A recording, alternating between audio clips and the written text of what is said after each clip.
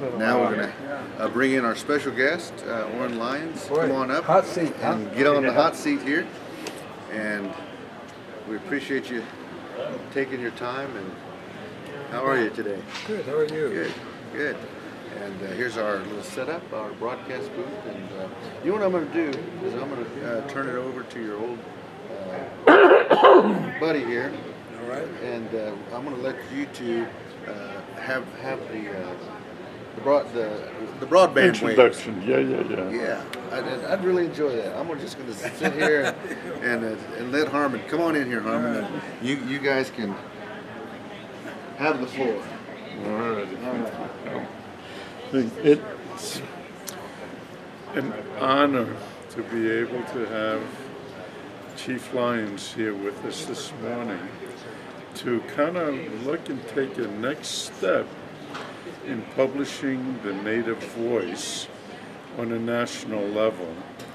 And I can relate to you, almost, it would have been 91, about 30 years ago or so, at St. John the Divine, when they used to have a Thanksgiving harvest dance. And I hadn't seen Oren for maybe 2 years, 3 years, and all of a sudden we got together on a little round dance, and he said, "Well, what are you doing?" And I said, "Well, we're moving to Santa Fe, starting a publishing company." And he said, "Oh, I've got a book for you." And the result of that was Exile in the Land of the Free, published 91, 92. 92. And it is as relevant today as it was back then, even though the issues have changed and the empowerment has changed. In those days, Indian tribes were not looking at themselves as sovereign nations. And it's really through Oren's untiring effort to bring the sovereignty issue to the forefront that really encapsulated how the first people are living in exile within a land of the free. And the issues have changed, but the situation in many respects is still the same.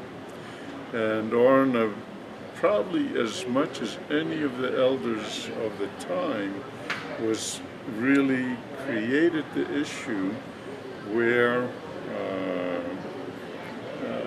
sovereignty is being recognized. Another big contribution that Oren did is another book that we did, which is Voice of Indigenous People, where 500 unrepresented nations came to the UN and make a statement about what the conditions were in their indigenous lands. And out of that presented, Oren again, the UN Declaration of Indigenous Peoples' Rights, which is a manifesto in a language that everyone should read. It's out there on the internet, and there's no charge for that. Now here we skip ahead to 2014. Cell phones are a reality, the web is a reality, and publishing itself, which is like a 600-year-old technology since Gutenberg invented the press and the movable type, is all of a sudden changing into media, where the word can be transmitted directly from the producer to the audience without the filter necessarily of somebody else's voice. Another Indian elder that we've worked with over the past, Mr. Joe Garcia, told me about 5-6 years ago that until Native America publishes its own book, it will not have its own voice. And now through technology, we have that possible, as well as with Alan Macasado as chief programmer. We can now go out and present the Native voice in an unfiltered manner. That kind of little bit is a major statement, and Oren Lyons could be called the godfather of our publishing company, Clear Light, and now he has come out of nowhere to be able to give us a blessing, to be godfather this whole new media, and we're going to be working some programming that we can immediately get together with, such as the Iroquois Nationals that are being held in Onondaga this year, an international lacrosse World Cup that's going to bring nations all over the world to Onondaga as a sovereign nation, not just a Iroquois team. They're coming to be represented as nations. First, however, I'd like to ask Oren to give us a little bit of a blessing, clear the obstacles that may lie ahead as we go live and incorporate other people's thoughts into the network. And then Harlan Mercasado will be able to just kind of bring the issues around NCAI, where we are today, as a central governing voice for Native America. Oren, if you could please give us a few words of blessing. Well, how interesting to be sitting here in the first event. This is your initial event. This is your maiden voyage. And, it's certainly meeting the issues of the times. Times have changed. I was a child in the Indian Territory, reservation, nation, when there were dirt roads and people were still having the horse and wagons. I knew how to harness a horse. I knew how to get behind a plow. Things have changed. Now we're in this digital age, and there's no telling where it's going, but communications have exponentially exploded to the point where it's almost immediate anywhere you're walking. So, as you pointed out, the written word, which is substantial and which will never be replaced no matter what. However, for quickness and for immediacy, it's out there. The internet is here, and the digital age is here, and we're in it. But I would say, what has changed? What has changed over these times? I remember when I was a kid, 20 years old. Everything was with your hands. You did stuff. You walked. Everything was almost on a personal basis. And there were 2.5 billion people in the world. That was 1950.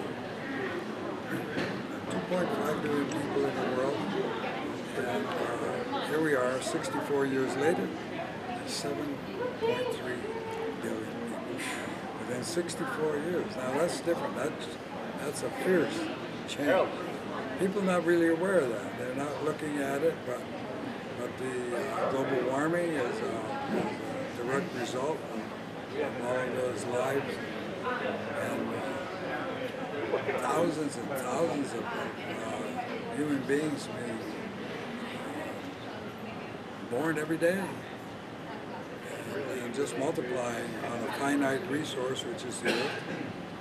And so we're facing consequences now that no one's ever seen before. And here at the NCAI, National Congress of American Indians, annual gathering of leaders across the country, talking about what happens in Indian country, how we're faring, what are we going to do, coalitions and development ideas. think that it's important. These kinds of meetings are very important. The issues. I'd say Indian country has three very specific borders. They have a geographic border, they have an economic border, and they have a political border. And you have to protect every one of those borders. You have to be aware of it. And the political border and the economic border get blurred. And if you're not aware and you're not on your toes, then the issue of sovereignty is always in discussion. Sovereignty is always at issue. And whether you're aware of it, whether you're not, it is there. The history of this country has been to, first of all, to exterminate Native people. That was the first attempt. Almost did, with disease and so forth. But we recovered from that. And then there was the political activities, the political side of things. And then the extermination policy really took place in the late 1800s. They actually made a run at it. And we were too resilient, we were too quick, we were equal to their efforts, so we maintained ourselves through that. But the result of it then was a whole discussion on, well, how are we going to, and I'm speaking now on behalf of our brother from across the sea, and he said, how are we going to deal with these people? And so how do we extract them from their lands? How do we replace them with us? And very difficult proposition just on the moral side of it, never mind the reality, never mind the physical side. The moral side was very serious. So their idea then was let's change their thinking. So then came the amazing boarding school where they just took our children and took them into boarding schools and brainwashed them. They made Christians, good Christians. So the Christian doctrine, the doctrine of discovery, which is how this country is being taken in today, still continues to prevail and has a huge impact on our country and has been extremely disruptive. Social engineering that went on in the late 1800s, very similar, I would say, Nazi Germany and Hitler's youth when they were training the children to speak only what their doctrine was. They took the children and they indoctrinated them. They took our children and they indoctrinated them. And the fallout from that continues on today. Just coming from honoring nations, and there was efforts to reach out to the Indian diaspora caused by the early 1950s was the termination policy. It was just to terminate Indian Nation. They did terminate Indian nations. There were, almost 24, 25 Indian nations actually were terminated. And that again was another policy. It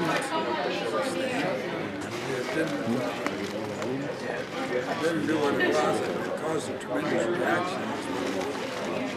Indian nations became alerted, and so we managed to survive the termination policy.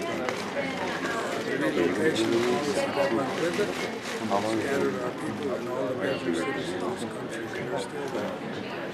And so the disenfranchised from our own lands, from their own cultures, really was extraordinary and untold. It's an untold story that most Americans have not the vaguest idea about. We, of course, live it every day and the results of it. So here we are. We're still here. We're still here. A small part of 7.3 billion people, but I think the values that remain intact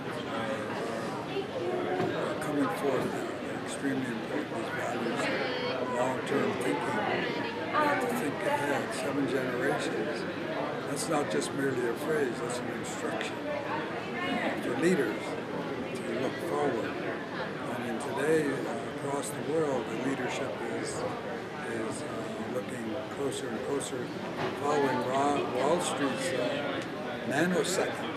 They're looking down to the nanosecond, never mind the future. So that kind of philosophy has brought us to where we are today. Global warming, we've affected the systems that cover the earth. You're not going to fix them. There's no screwdriver, there's nothing you're going to do to fix it. The only thing you can do right now is change our ways. We have an opportunity to do that in a very, very short window. And the effects are here, it's here, global warming is here. The question that remains is just how severe will it be? And that's what's in the question today. So our instruction is to share what you have, be generous, also be in service to the rest of the world, everybody to be in service. I remember one of the old men was telling me one time back home, he says, it's awful hard to be Indian. And I said, what makes it so hard? He said, well, you really our people are. Anytime anybody asks for help, you put whatever you're doing down, you go help them. He says, and sometimes you never get back to what you were doing. So he says, you're always helping, you're always moving around. And he says, sometimes you can ask for help too, and they'll come. He said, but that's our way. But these are the issue of sharing is a complete counterpoint to the whole idea of this economic, huge economic machine that's built on capitalism, is built on the idea of individualism and control. It's not going to work. It hasn't worked, and it's brought us here to this point now. So, as a species, as a human species, we have probably last chance. There are going to be survivors. There's always survivors, but in what condition? And so, the collaborative necessity now of world leadership approaching the real problems. The real problems is clean water, and just plain water. Can you get water? Right now in California, another part of California, water is very, very scarce. The north and southwest, water is scarce. Water is life. You must understand this. There's no alternative to water. None. None whatsoever. You can't drink oil, you can't drink water. Water is life. Correct? It is the fundamental substance that we have to protect, and we have to adjudicate, and we should never commodify. We should never commodify water. That's a given for all life. That's like air you breathe. But, in this idea of commerce, world commerce, it's also a great place to make money, so off they go again. And so we have to change our direction. One time, some time back, I was invited to join along with a very old, powerful friend from Hopi, Thomas Vinyaka. I used to be kind of his sidekick. And we were invited to join global forum of spiritual and parliamentary leaders for human survival. That's quite a mouthful. And they were having a meeting in London, and we were invited for the first time. So we went. And it was a very illustrious group. I mean, Mother Teresa was there, the Dalai Lama was there, Al Gore was there. There were, we had parliamentarians, we had spiritual leaders, and then two native people, two Indians, Thomas and myself, observing all of this and agreeing with what was going on. And so we thought that was a good group to be meeting with, and we stayed with them. We had a huge meeting in Moscow in 1990 that had a lot of reaction. And, President Gorbachev was very, very active in it, and promoting it, and personally speaking and involved. We got to walk in the Kremlin. We got to observe Russia. I realized at that time that something was happening, something was going on. In 1990, Russia was about to break up. And this was designed. It was designed by Gorbachev to democratize. And it wasn't. It was such a huge endeavor, I would say,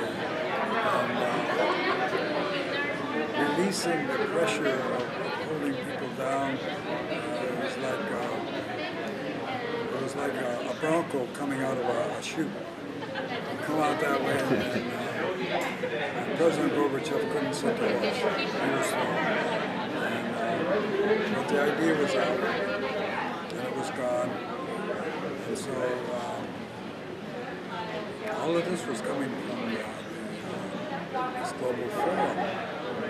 And so we met again in Tokyo. Akio Matsumura was the executive director, a very brilliant person, dedicated. And I asked Akio, I said, how many more meetings we're going to have? Should we have can we get a conclusion? Can we find a conclusion? He said, it's a good idea, let's ask. So it's about 275 delegates from around the world meeting in Tokyo. So we put the question out. What's our conclusion after all these years? All right. And they studied it. And we came with an answer. There was an answer. It was 4 words. All these meetings are 4 words. Value, change, for survival. Don't change the values that are driving the current world, we're not going to survive.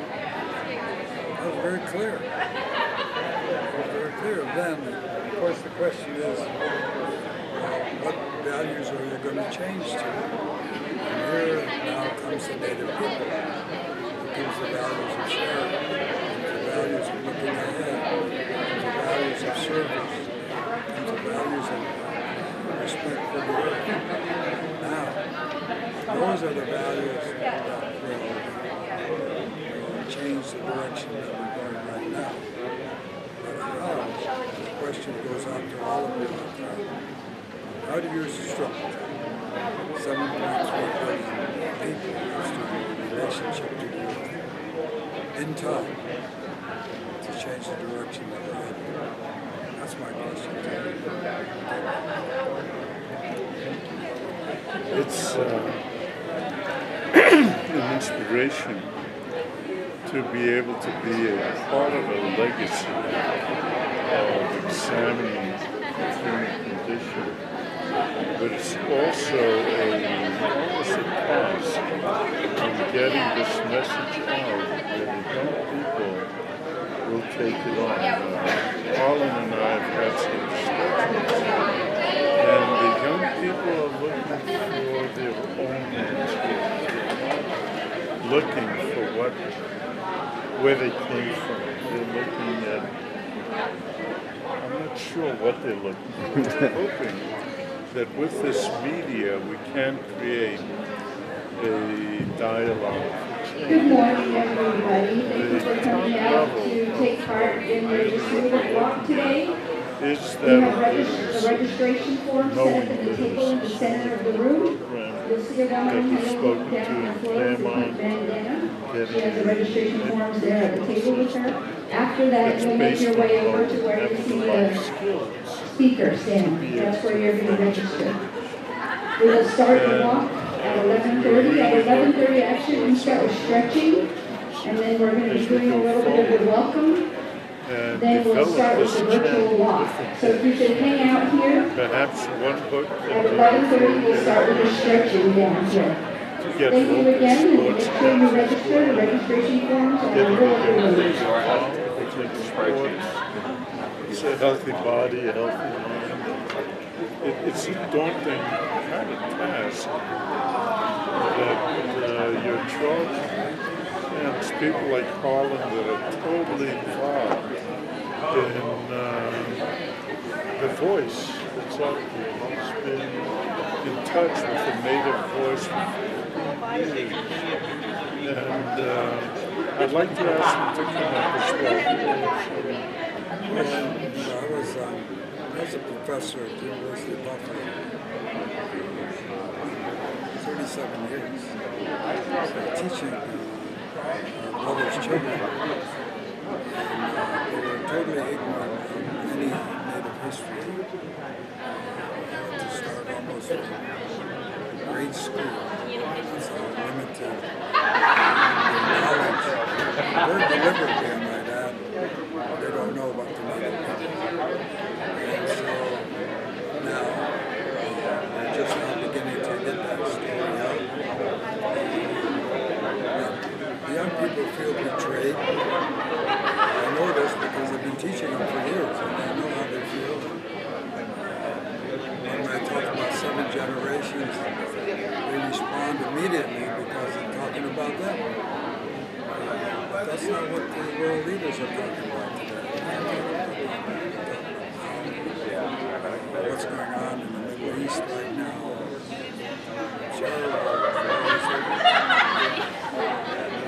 Plus, just tearing apart of nature's resource, particularly oil, to the detriment of everything. So corporations have, in my estimation, taken over almost all of the media. When you say in America, commercial television, that's absolutely true.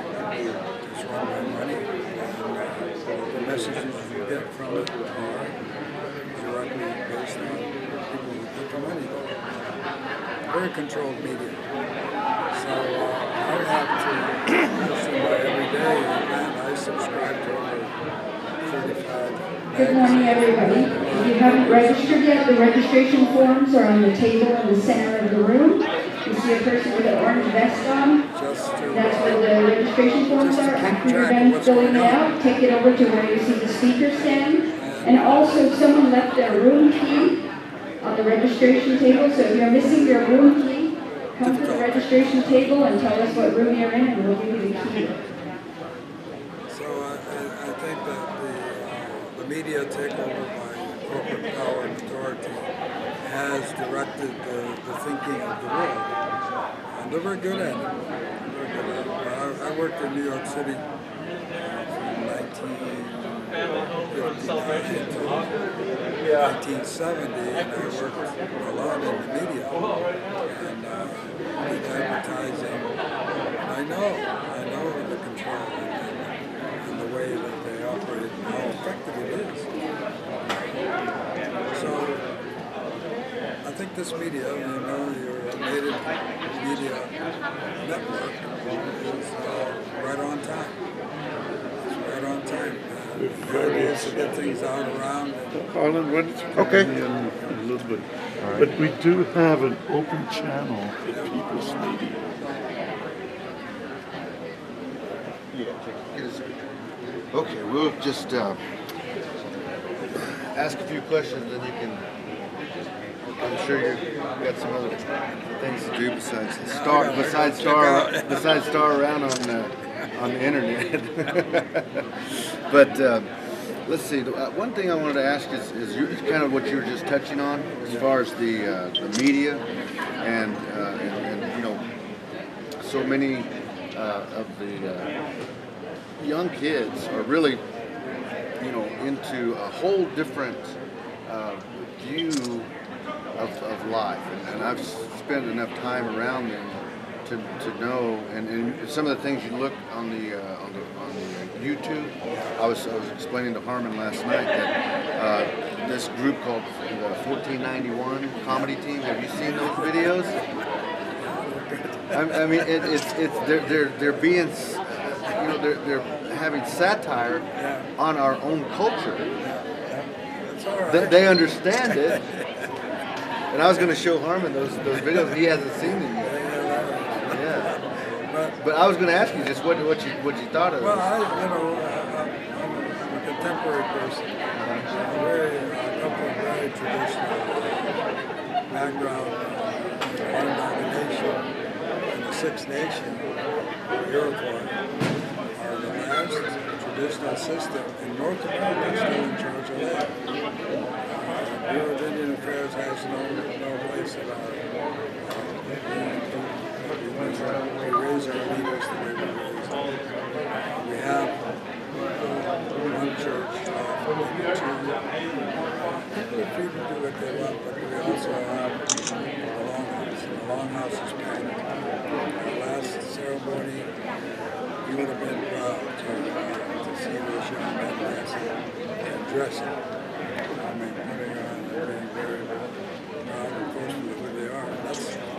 That's been the support of our nation and always been the simplest ceremonies, making traditions and participating on a daily basis. It's not something that you do On Sundays? It's all the time. You know, I got to meet a Seneca man about my age. We were in our 40s, and it was probably 18 years ago when we were younger, in our early 30s. And his name was Lindley Logan from Seneca Nation. You know Lindley? Yeah, he looks like an avatar. I thought that they actually based Avatar off of Lindley Logan because he's so tall. Yeah, he's got those long arms and long braids.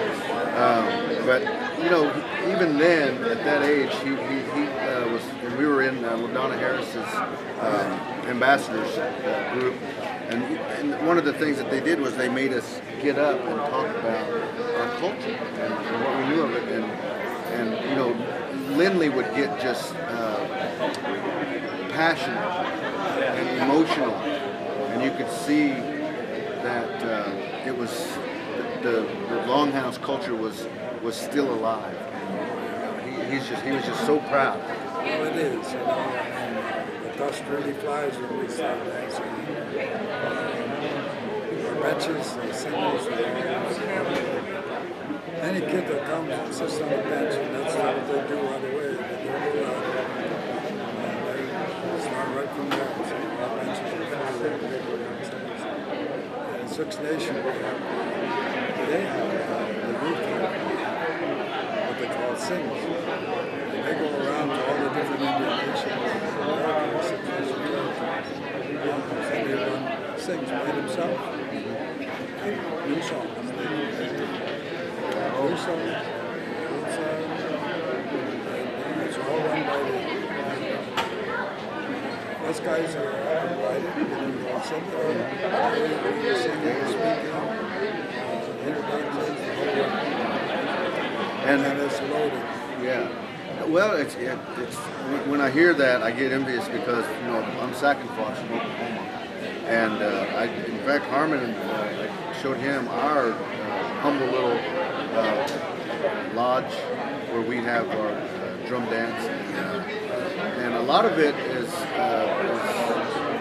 I remember when I was younger that it was like you said, it was packed. You know, and there would be double all the way around. and that's it's slipping away. It's slipping away, and so I just what would your advice be?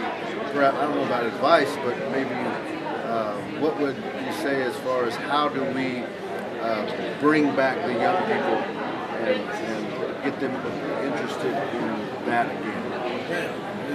Young people love to dance. I mean, you gotta get the drums going, you gotta get the socials going, they will show up. They got the spirit, they got the power of the youth. So you gotta get them close. It's not instruction. You're doing something. You have the social, you learn. You're not gonna sit them down and say, this is the way you dance. You just get back into what we used to do.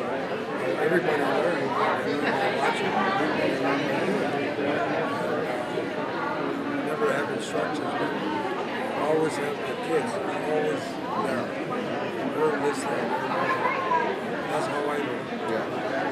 And so all the dancers, all my dance moves, I got from watching the old stuff.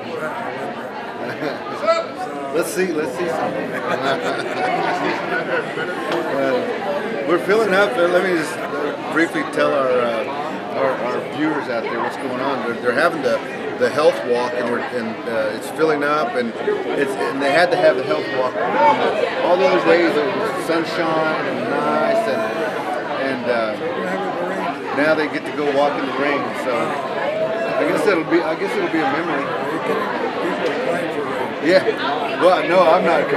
It's just the day that they had the health walk. It's pouring down and stuff. But yeah. Okay.